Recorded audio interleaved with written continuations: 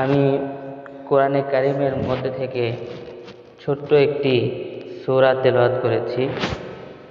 এই সূরার মধ্যে আল্লাহ রাব্বুল আলামিন কী বিষয়ে আলোচনা করেছেন, এই সূরার গুরুত্ব কী, এই ব্যাপারে সংক্ষিপ্ত আলোচনা করার চেষ্টা করব।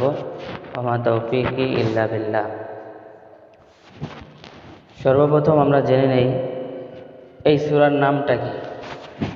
এই সূরার নাম হচ্ছে সূরাতুল আসর। এই সূরা কোরআনে কারিমের সূরাসমূহের মধ্যে থেকে কত নম্বর সূরা? যদি নাম্বারের দিক থেকে দেখা হয় তাহলে এই সূরা কোরআনে কারিমের 103 নম্বর সূরা।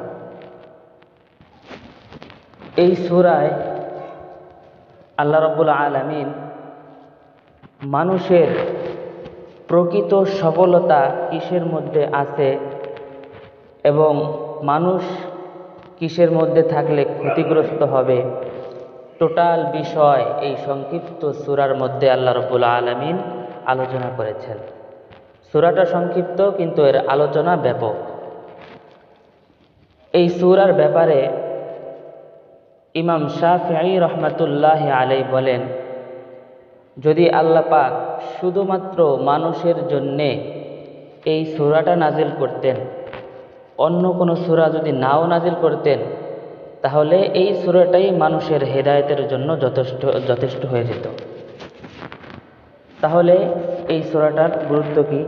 যদি অন্য কোনো সূরা নাজিল না করতেন, এই সূরাটাই হেদায়েতের জন্য যথেষ্ট হয়ে যেতেন। এরপরে সাহাবায়ে কেরাম রাদিয়াল্লাহু তাআলা আনহুদের থেকে আমল পাওয়া যায়, তারা যখন পরস্পরে মিলিত হতো বা কথাবার্তায় লিপ্ত হতো, তখন শেষ বেলায় তারা একে অপরকে এই সূরাটা শোনাইত। এই সূরাটা শোনানোর পরে তারা সেখান থেকে বিদায় নিত। আমরা যেমন কথাবার্তা শেষ করার পরে আসি বা চলে যাই, এই ধরনের বাক্য উচ্চারণ করি, বা আল্লাহ হাফেজ এই ধরনের বাক্য উচ্চারণ করি, কিন্তু সাহাবায়ে কেরাম রাদিয়াল্লাহু তাআলা আনহুগণ এই সূরাটা তারা পরস্পরে শোনায় দিত। তো এই হলো এই সূরার গুরুত্ব। এই সূরার মধ্যে আল্লাহ পাক রব্বুল আলামিন কি বলেছেন আসুন এবার আমরা শুনি। আল্লাহ রব্বুল আলামিন বলেন, ওয়াল আসর, আসরের কসম। আসর অর্থ সময়। এখানে সময় বলতে কোন সময়? একটা হচ্ছে যুগ, কাল। এখানে সময়ের কয়েকটা ব্যাখ্যা হতে পারে। মানুষের জীবনের সমষ্টিগত যেই সময় বা হায়াতের যেই সময়, এই পরিপূর্ণ সময়ের আল্লাহ রাব্বুল আলামিন কসম কেটেছেন।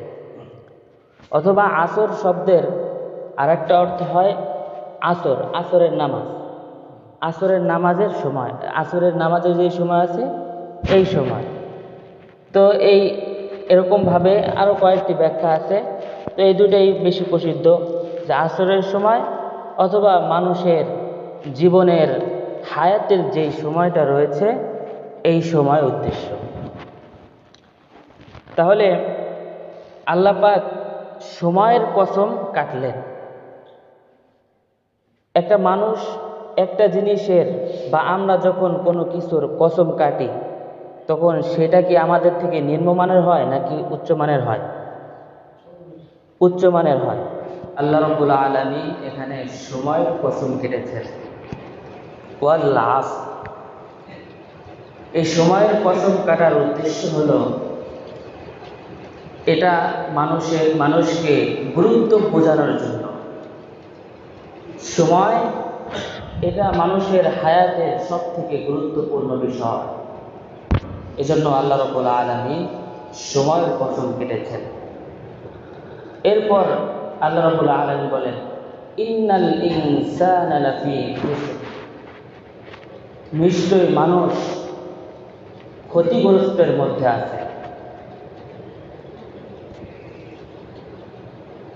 ইল্লাল্লাযীনা আমানু ওয়া আমিলুস সালিহাত, তবে যারা ঈমান এনেছে, যারা মুমিন, তারা ক্ষতিগ্রস্ত নয়। তাহলে বোঝা গেল আল্লাহ রাব্বুল আলামিন এই সূরার মধ্যে প্রথমত কসম কেটেছেন। কসম কাটার পরে মানুষের কিসের মধ্যে সফলতা আর কিসের মধ্যে ক্ষতিগ্রস্ত সেটা আল্লাহ রাব্বুল আলামিন বলে দিচ্ছেন। প্রথমে বলছেন ইন্নাল ইনসানা লাফি খুসর, মানুষ ক্ষতিগ্রস্তের মধ্যে আছে। ইল্লাল্লাযীনা আমানু ওয়া আমিলুস সালিহাত, তবে যারা ঈমান এনেছে, যারা মুমিন, তারা ক্ষতিগ্রস্তের মধ্যে নেই। ওয়া তাওয়াসাউ বিল হাক্কি ওয়া তাওয়াসাউ বিস সবর। ওয়া আমিলুস সালিহাত হচ্ছে 2 নম্বর কথা, যারা মানুষ যারা নেক আমল করে তারা হচ্ছে 2 নম্বর বিষয়।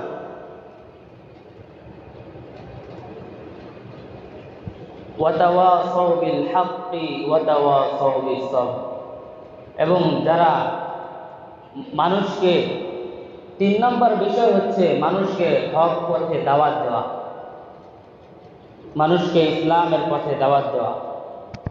আর 4 নম্বর বিষয় হচ্ছে ওয়াতাওয়াসাউ বিস সবর, ধৈর্য ধারণ করা।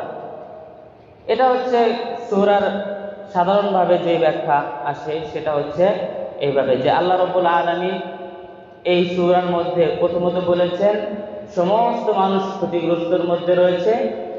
4 ধরনের শ্রেণীর মানুষ তারা ক্ষতিগ্রস্তের মধ্যে নেই।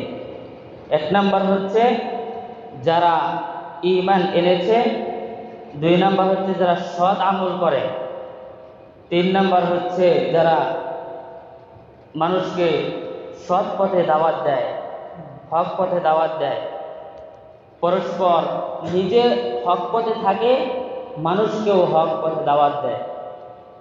আর 4 নম্বর হচ্ছে যারা ধৈর্য ধারণ করে।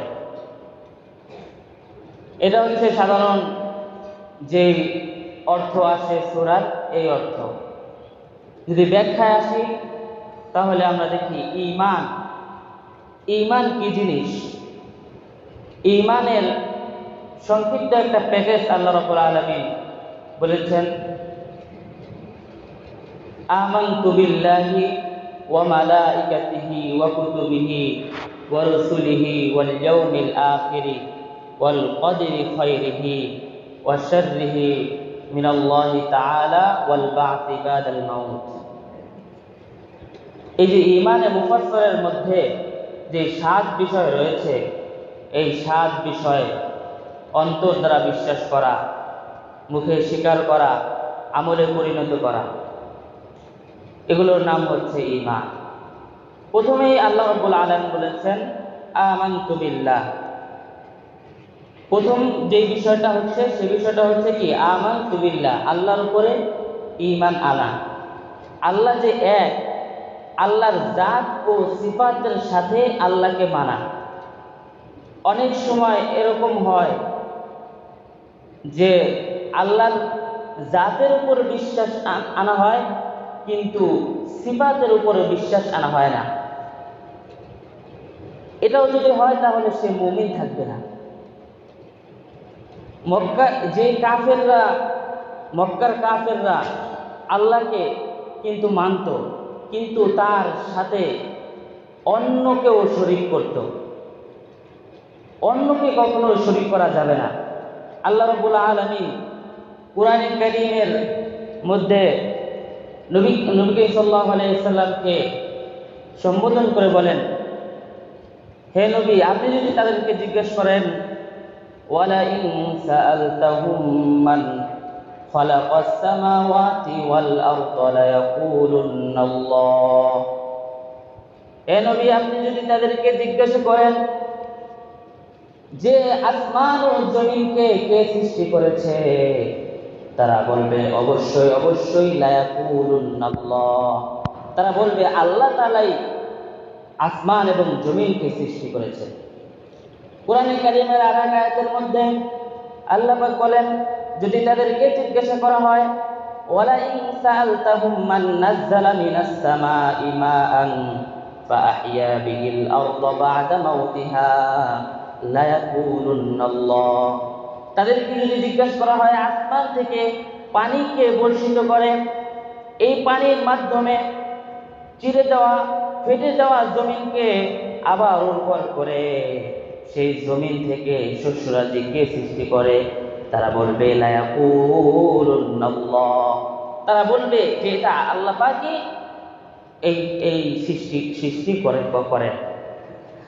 কোরআন কারীমের আরো আয়াতের মধ্যে আছে ওয়ালা ইন সাআলতাহুম মান খালাকাহুম লা ইয়াকুলুন্নাল্লাহ, তাদেরকে যদি জিজ্ঞাসা করা হয় তোমাদেরকে কে সৃষ্টি করেছে, তারা পরিশেষে বলবে যে আমাদেরকে আল্লাহই সৃষ্টি করেছে।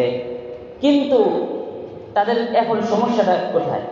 সমস্যাটা হচ্ছে ওয়াকালাতিল ইয়াহুদু উযাইরুন ইবনুল্লাহ ওয়াকালাতিন নাসারাল মাসীহ ইবনুল্লাহ, মানে তারা ওই আল্লাহর সাথে অন্য কোনো কিছুকে শরীক করে, যেমন কোনো বুত মূর্তি এগুলোকে নিয়ে আসে যে এগুলোর মাধ্যমে আল্লাহর কাছে ইবাদত পৌঁছায়, বা এক একজনের সাথে আল্লাহর যেমন শক্তি আছে এক একজনের সাথে এক এক রকমের শক্তি তারা মিলায়। এই হচ্ছে সমস্যা। কিন্তু এই আকীদা রাখা যাবে না। এই আকীদা রাখলে তার পরিপূর্ণ ঈমান থাকবে না। তাহলে আমাদের মুসলমানদের মধ্যে কিন্তু এরকম অনেক আছে, আমরা দিনভর আল্লাহর ইবাদত করি, আল্লাহকে এক এক হিসেবে মানি, কিন্তু মাজারে যায় আবার কি করে? সিজদা দেয়। মাজারে যায় বাবার কাছে সন্তান চায়, আছে না? কোনো মানুষের সন্তান দেওয়ার শক্তি আছে? যদি কেউ এর সাথে এই বাবার সাথে বা কোনো মানুষকে শক্তিশালী মনে করে, অথবা কেউ আল্লাহ বাদে অন্য কিছু দিবে, রিজিক দিবে, এরকম কোনো বিশ্বাস করে, তাহলে কি তার ঈমান থাকবে? থাকবে না।